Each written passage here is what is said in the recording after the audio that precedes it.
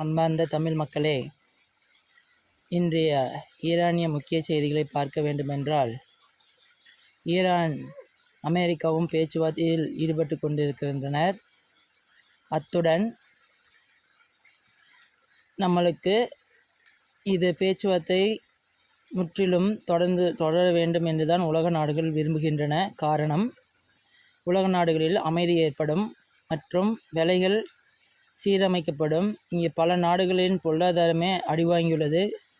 அதற்கு முக்கிய காரணமே ஈரானும் அமெரிக்கா, இஸ்ரேல் போன்ற 3 நாடுகளும் சேர்ந்து செய்யக்கூடிய செயல்களால் மிகப்பெரிய பாதிப்பினை அடைந்து கொண்டிருக்கிறது. இது முற்றிலும் நிவர்த்தி அடைந்து உலக நாடுகளுக்கு நன்மையை தரக்கூடியதாக அமையக்கூடும் என்று அனைவரும் எதிர்பார்த்து கொண்டிருக்கின்றனர். உங்களை மதிய வேளையில் சந்தித்ததில் நான் மிக்க மகிழ்ச்சி அடைகின்றேன். நன்றி, வணக்கம்.